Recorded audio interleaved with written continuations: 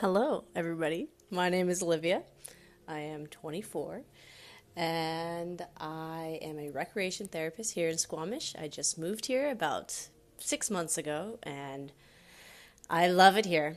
And yeah, I work with kids ages 0 to 18, so quite a wide variety.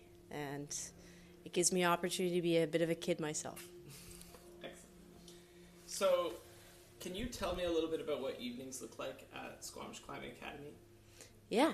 So, depends on the day, depends on how the kids' energy levels are, but hoping they will be super fun.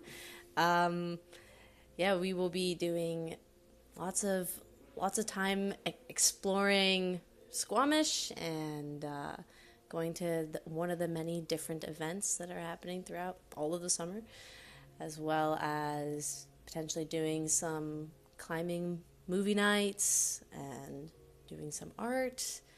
Yeah, depends Cool. on the day. Cool. And how do you gauge the group and how do you match their energy depending on the evening? Yeah, how do I gauge the group? I think it depends on how crazy the day was in terms of how hard they climbed and what energy they bring back whenever they come back here. But yeah, I think having opportunities to give them activities that are high energy level, mid energy level, and low energy level is the best way to make sure you've got your bases covered. So, Okay. So, how do you deal with, you know, one kid in the group is super keen to do something, and then the other kids are more want to do an art project? How would you deal with working with that? yeah, unfortunately, I can't splice myself up and make two of me, but being able to talk it out and come up with a consensus that works for everybody, where everybody feels like comfortable with what event or activity we're doing that day is the best way to make sure everybody feels met where they're at. Cool. And at Squamish Climbing Academy, we believe in being kind and firm. Okay, obviously we're dealing with climbing a lot of times, so this is something that we need to be on top of the safety side of things.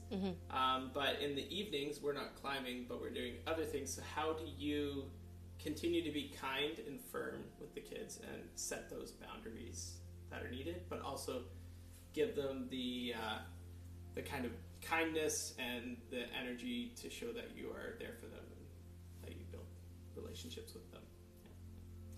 Yeah, I think being able to let them know that I've got their best intention in mind. And I really just want them to be safe, first and foremost, but also have fun. And having boundaries that make sense to them is the most important. I'm in their corner and I'm willing to talk if they don't understand why there is a rule. But being able to have boundaries is also a way of taking care of kids. And obviously, the boundaries that would be in place are developmentally appropriate. And yeah, we can talk about it at the beginning of the camp and all collaborate and make sure that everybody knows what the rules are and we're all on the same page. Perfect. And at Squamish Climbing Academy, we do family style meals. Yeah. So how do you, first of all, plan the meals with the group? Yeah, so at the beginning of the week, or however long, depends on the program that we're running, right? The beginning of the program, we would all sit down, talk about what kind of food we like, if there's any dietary preferences or restrictions, I would know about it. And yeah, make sure that everybody feels like they are able to be a part of and in charge of What they get to eat. yeah, what they get to eat. It's I'm not gonna force feed anybody, and they will have options.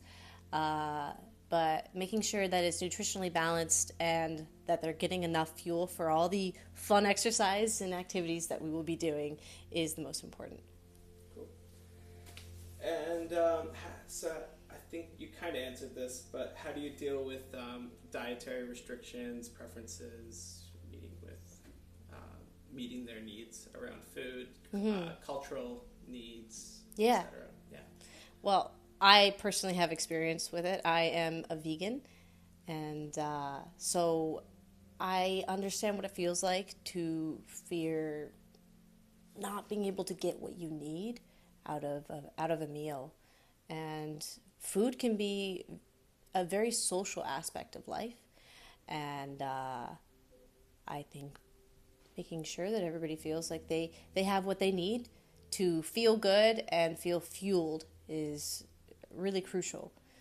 I also have a background in nutrition. I've got some certifications there, and so I think that comes to play with knowing what dietary restrictions look like, as well as being able to meal prep and plan for it.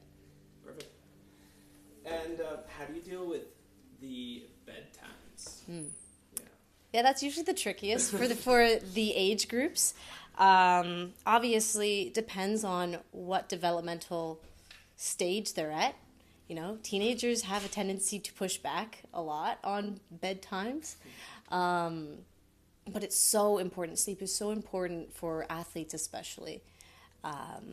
So giving them time to wind down, a calming activity where they all have quiet time before bed for a certain amount of time depending on the age group, but then having a pretty strict lights out end of the night is probably a boundary that I would like to make sure there's no pushback on.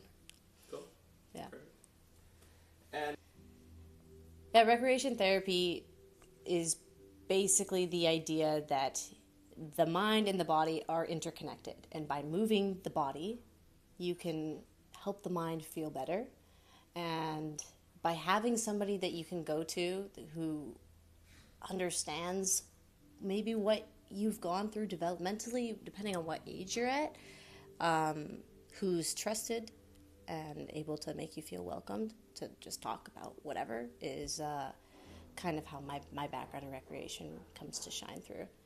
Also, I love rock climbing so much, and so being able to talk about that with somebody who's just as stoked is something that I can offer as well.